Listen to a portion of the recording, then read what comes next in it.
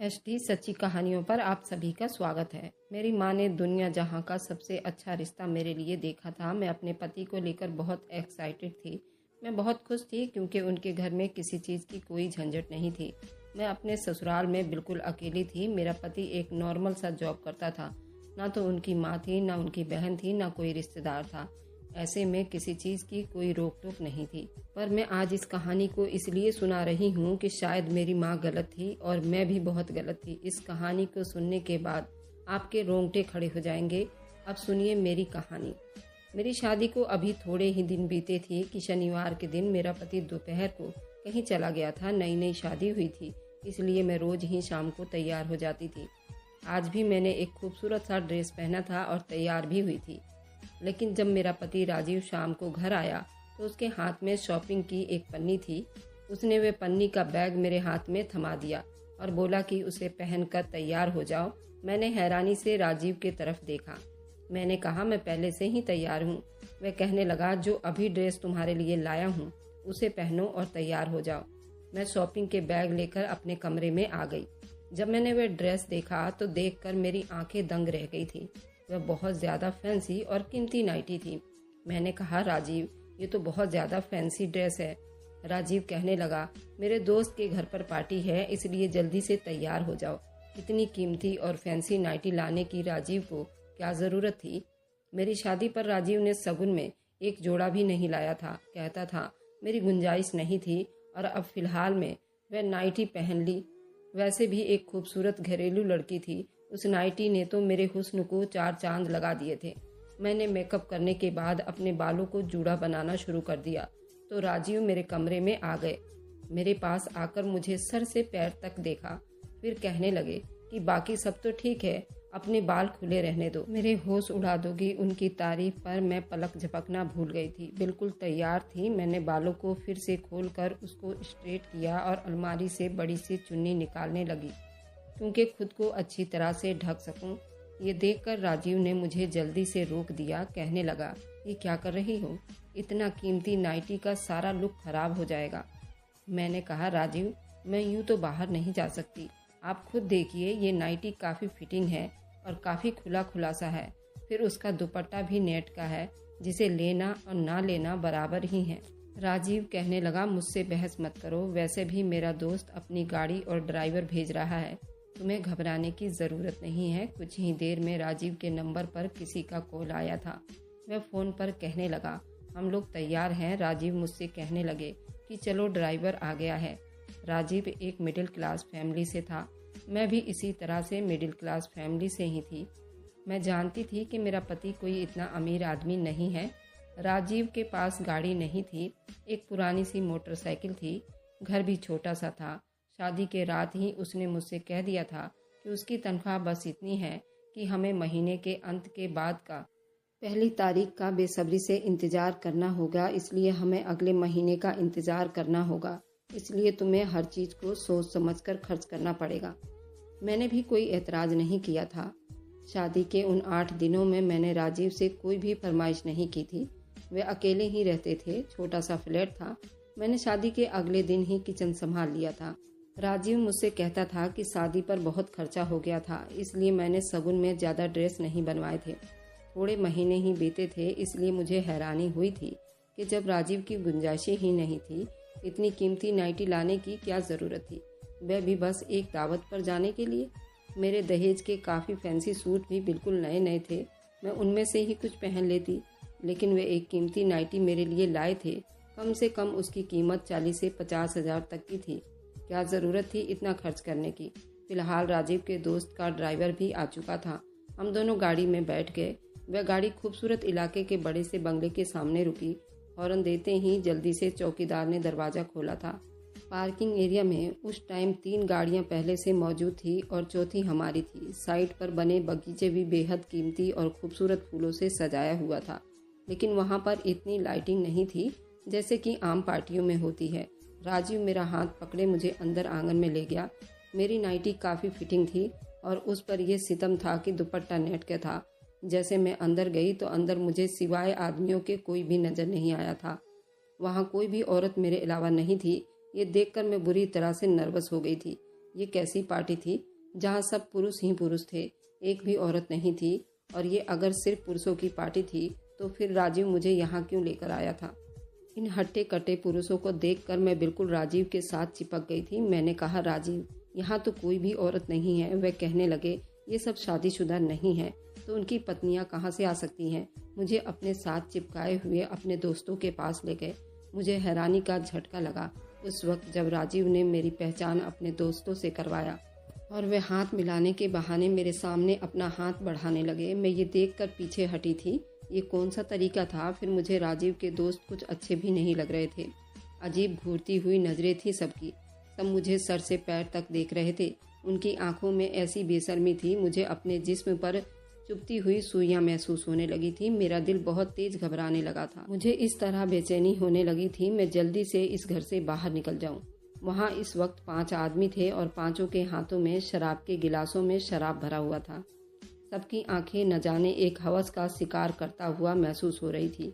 ऐसा महसूस हो रहा था जैसे सब के सब नशे की हालत में हो। मैं बहुत घबराई हुई थी, इसलिए राजीव के पास जाकर उनके सीने से लग गई।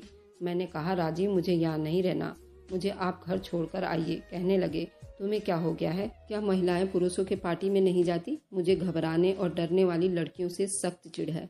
मुझे लड़कों से कंधे से कंधा मिलाकर चलने वाली लड़कियां पसंद है। हर पार्टियों में जाएं और एंजॉय कर सके। इसलिए ये डरपोक लड़कियों की तरह रिएक्ट करना बंद करो। ये कहकर उन्होंने बाजू से पकड़कर खुद से पीछे किया था। मैं तो राजीव का व्यवहार देखकर ही आश्चर्यचकित हो गई थी। मेरी आंखों में आंसू आ गए थे। इससे पहले मैं रो देती। राजीव का एक दोस्त मेरी तरफ बढ़ा और कहने लगा, भाभी, आप क्यों परेशान हो रही हैं? मेरी पत्नी दूसरे शहर अपने मायके रहने गई है और बाकी दोस्त सब कुंवारे हैं। 1-2 साल रुक जाइए, उन सब की भी शादियां हो जाएंगी तो सबकी पत्नियां आ जाएंगी। अगर हमारी पत्नियां नहीं हैं तो हम क्या करें? मिलना जुलना छोड़ दें। हमने तो आपके लिए बहुत अच्छे खाने का आयोजन किया है। उसका व्यवहार मजाक उड़ाने वाला था। फिर वे राजीव से कहने लगा, आओ राजीव, डाइनिंग रूम में चलते हैं, खाना बिल्कुल रेडी है। मैं राजीव का हाथ जोर से पकड़े डाइनिंग रूम में टेबल तक पहुंची थी, जहां पर बहुत सारे अलग अलग तरह के डिश लगे हुए थे। मैं राजीव के साथ टेबल पर बैठ गई। राजीव के बाकी दोस्त भी सामने की कुर्सियों पर बैठकर आपस में बातें कर रहे थे। उसका दोस्त जिसके यहाँ पार्टी थी वह मेरी प्लेट में अलग अलग तरह के डिश डाल रहा था। कह रहा था, भाभी, ये भी खाकर देखिए, ये भी खाकर देखिए। खाना बहुत ज़्यादा स्वादिष्ट था। मुझे भी भूख लगी हुई थी। अजीब बात तो ये थी, जैसे जैसे मैं खाना खा रही थी मेरी आंखें नींद से बंद होने लगी थी, लेकिन मैं अपना हाथ भी नहीं रोक पा रही थी। खाने का स्वाद ही कुछ ऐसा था। खाना खाते खाते मुझे लगा जैसे मैं यहीं सो जाऊंगी। बेहोशी की नज़रों से राजीव के तरफ देखा तो उस वक्त मुझे एक के बजाय 4 राजीव नजर आ रहा था। मैंने कहा, राजीव, आप घर चलो, मुझे नींद आ रही है। वह कहने लगा, हाँ चलो। ये कहकर जैसे ही मैं अपनी कुर्सी से खड़ी हुई, लड़खड़ाते हुए राजीव की बाहों में गिर गई थी। बस 1 मिनट लगा था मुझे अपने होश खोते हुए।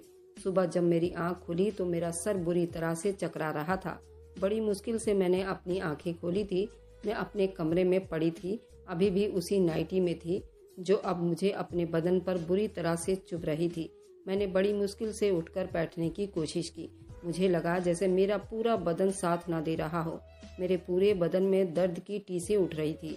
बड़ी मुश्किल से मैंने अपने दुखते बदन को बेड से टेक लगाकर बैठने पर मजबूर किया था। पता नहीं क्यों मैं चूर चूर हो चुकी थी। मुझे अपने अंदर एक अजीब सी कमजोरी महसूस हो रही थी। मैंने देखा तो मेरा सारा जेवर उतरा हुआ था और हाथों में जहां मैंने चूड़ियां पहनी हुई थी वहां पर खरोचों और जख्मों के निशान थे। ये देखकर मुझे हैरानी हुई थी। मैं ठीक से अपने होश में आई भी नहीं थी कि जब राजीव ट्रे में नाश्ता लेकर अंदर दाखिल हुए थे। बहुत खुश लग रहे थे। मुझसे कहने लगे, देखो, आज मैंने तुम्हारे लिए पूरे ड्राई फ्रूट का नाश्ता लाया हूँ। मैंने कहा, पता नहीं राजीव, मेरे जिस्म में बहुत दर्द है। मेरी बात पर वह फिक्र करने के बजाय मुस्कुराने लगा। कहने लगा, रात तुम बहुत ज़्यादा खूबसूरत लग रही थी। फिर मैंने अपने होश खो बैठा था और इसलिए घर आते ही मेरी नीयत तुम पर खराब हो गई थी। राजीव काफी आशिकाना मूड में लग रहा था। मेरी नजरें खुद ब खुद झुक गई थी। कहने लगा, तुम नाश्ता करो, मैं तुम्हारे लिए दर्द की दवा गरम गरम चाय लाता हूँ, फिर ये दर्द भी आधे घंटे में ठीक हो जाएगा। हैरान हो रही थी कि उन 8 दिनों में तो राजीव ने कभी मुझसे ऐसे शब्द से मोहब्बत का इजहार नहीं किया था, क्योंकि मेरे पूरे बदन में जख्म थे। फिलहाल अगले दिन तक मैं काफ़ी ठीक महसूस करने लगी थी, लेकिन मैं नहीं जानती थी ये रोज़ की समस्या बन जाएगी। हर शनिवार राजीव मुझसे एक नई ड्रेस लाकर देता, कहता तैयार हो जाओ, दोस्त के घर डिनर पर जाना है, और फिर इस दोस्त के बंगले में मुझे ले जाता। इस बार तो उसके दोस्त मुझ पर पहले से ज्यादा अपना प्यार लुटाकर कहने लगे, भाभी आपके हुस्न के तो हम दीवाने हो गए हैं। राजीव तो बड़ा खुशनसीब है कि उसे आप जैसी पत्नी मिली है। मुझे राजीव के दोस्तों के मुंह से इस तरह की तारीफ बहुत बुरी लग रही थी। मैंने गुस्से से उन्हें घूर कर देखा था, वह बेशर्मों की तरह हंसने लगा। मैं सोच चुकी थी कि घर जाते ही राजीव से कहूंगी मैं अब की बार उनके घर नहीं जाऊंगी। मुझे पुरुषों की इस तरह की घटिया बातें और मजाक पसंद नहीं था। इस बार मेरे साथ ये हुआ था। जैसे ही मैंने खाना खाया मुझ पर बेहोशी छाने लगा। अगले दिन फिर मेरा जिस्म दर्द से चूर चूर था, लेकिन मैंने एक बात नोट की थी कि राजीव बहुत खुश लग रहा था।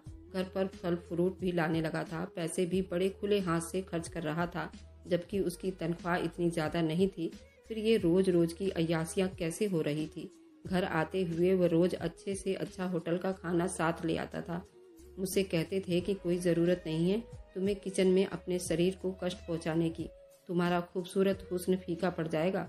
कभी कभी तो मुझे राजीव की बातें बड़ी अजीब लगती थी। मैंने कहा कि हर औरत घर के काम करती है, मुझे भी अच्छा लगता है मैं आपके लिए खाना बनाऊं, आपके लिए काम करूं। कहने लगे कि नहीं, तुम बस अपने हुस्न का ख्याल रखा करो, उसे सजाया और संवारा करो। तुम नहीं जानती कि तुम्हारा हुस्न मेरे लिए कितना अहमियत रखता है। मेरे हाथ थामे वो मुझसे मोहब्बत भरी बातें कर रहे थे कि जानती हो तुम्हें मैंने अपनाने के लिए कितने पापड़ बेले थे। ये बात सुनकर मुझे हैरानी हुई थी, क्योंकि हमारा रिश्ता तो एक रिश्ते कराने वाली बिचौलिए से हुआ था। मैंने तो पहले कभी राजीव को नहीं देखा था। मैंने कहा क्या मतलब। मेरी बात पर वह हंसने लगे, कहने लगे मैंने तुम्हें एक मॉल में शॉपिंग करते हुए देखा था। मैं तुम्हें देखकर ही तुम पर फिदा हो गया था। वहीं से मैंने तुम्हारा पीछा शुरू कर दिया था। तुम्हारा घर देखा, फिर मालूम हुआ कि तुम्हारी माँ तुम्हारे लिए रिश्ता देख रही है।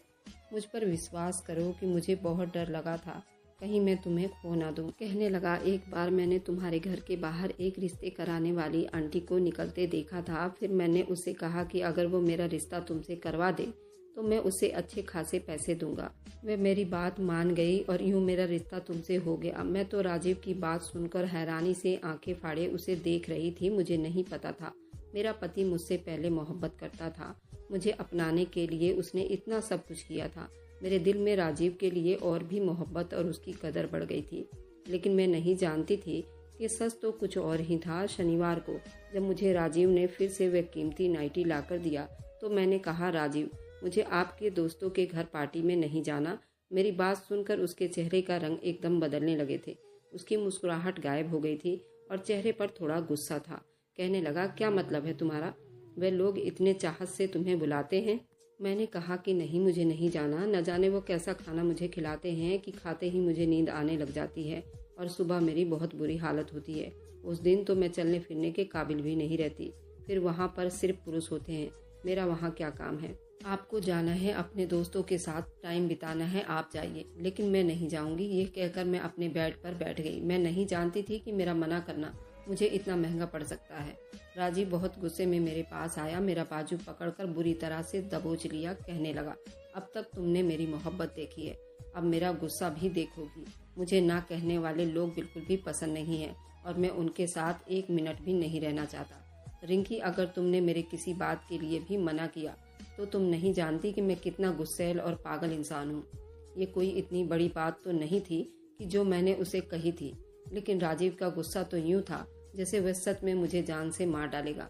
अपनी लाल आंखें मेरे आंखों में गाड़कर बड़े खतरनाक शब्दों से कह रहा था। उस दिन तो अपने पति का ये रूप देखकर मैं बुरी तरह से कांप सी गई थी। मैंने फिर उससे कोई बहस नहीं की और वहां चली गई, लेकिन मुझे ये सब अच्छा नहीं लग रहा था। न जाने क्यों टेबल पर मुझे इतने सारे पकवान और खाने भी आज बुरे लग रहे थे, क्योंकि इस भोजन को करते ही ये मुझे अपने होश में नहीं रहने देते थे। मैंने बहुत कम सब्जी अपने प्लेट में डाली थी और थोड़ा थोड़ा सा निवाला खा रही थी, लेकिन जैसे ही राजीव के दोस्त की नज़र मुझ पर पड़ी, कहने लगा भाभी क्या बात है, आप खाना ठीक से नहीं खा रही हैं। मैंने कहा मुझे भूख नहीं है। मेरा ये कहना था कि उसने एक अजीब तरह का इशारा राजीव को किया था। ये देखकर मेरे होश गुम हो गए थे। राजीव ने सामने पड़ी बिरयानी से मेरी प्लेट भर दी। कहने लगे थे पूरा ख़त्म कर दो। वह घूरती हुई नज़रों से मुझे कह रहे थे। मैंने बड़ी मुश्किल से वह चावल ख़त्म किए थे और खाते ही मेरी वे हालत हो गई थी। अब तो मुझे राजीव पर भी शक होने लगा था। अगली शनिवार आने से पहले मैंने तबीयत खराब का बहाना किया और मायके चली गई। मेरी छोटी बहन के रिश्ते की बात तय हो गई थी। छोटी सी मंगनी की रस्म घर पर ही थी। मेरी बहन शॉपिंग करने गई हुई थी, मुझे भी साथ ले गई थी। वहीं मेरी मुलाकात राजीव के उन 5 दोस्तों में से एक से हो गई थी। वह बातों के बीच बीच बार बार मेरी बहन को देख रहा था। कहने लगा, भाभी इस बार हमारे घर आइए तो अपनी बहन को भी जरूर साथ लेकर आना। ये भी आपकी तरह बड़ी कमाल की चीज़ है। मुझे उस आदमी की बात बहुत बुरी लगी। मेरी बहन भी उसे घूरकर देखने लगी। मैंने कहा, आपको तमीज़ नहीं है बात करने की? मेरा शब्द थोड़ा तीखा हो गया था। आसपास के आने जाने वाले लोग भी वहीं खड़े हो गए थे। ये देखकर उस आदमी को गुस्सा आ गया। कहने लगा, तमीज़ का मतलब पता है तुझे? हम औरत को देखकर तमीज़ करते हैं, हर औरत का नहीं। तू ऐसी औरत है कि तेरी इज्जत और तमीज़ की जाए? मैंने कहा, जुबान संभाल कर बात कर। वह कहने लगा, क्यों, सच बहुत चुभ रहा है तुझे? 2 टके की औरत हो और मुझसे तमीज़ की बात कर रही हो?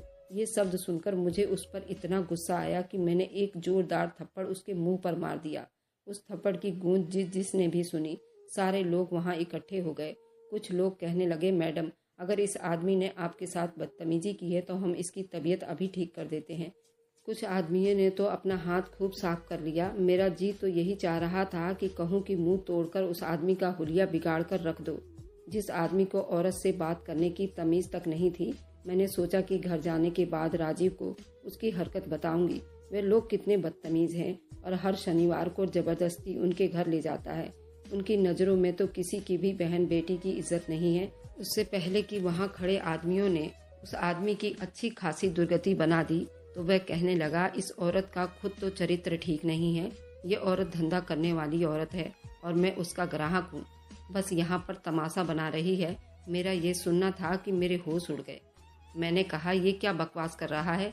ये बात सुनकर कहने लगा, तुम हर शनिवार को क्या करने हमारे बंगले पर आती हो? वह तब जबकि तुम जानती हो कि वहाँ तुम्हारे अलावा कोई औरत नहीं होती। उसके बाद जो बात उस आदमी ने मुझसे कही, पहले मेरा दिमाग चकरा कर रह गया था। कहने लगा, अगर मेरी बात पर यकीन नहीं आ रहा तो इस बार आना शनिवार को हमारे घर। तुम्हें मैं अच्छा सबक सिखाऊंगा और मैं तुम्हारी सही औकात दिखाऊंगा कि तुम क्या हो। मेरी बहन मेरी शक्ल देखते रह गई थी। मैं यूं ही ठिठक कर पत्थर हो गई थी।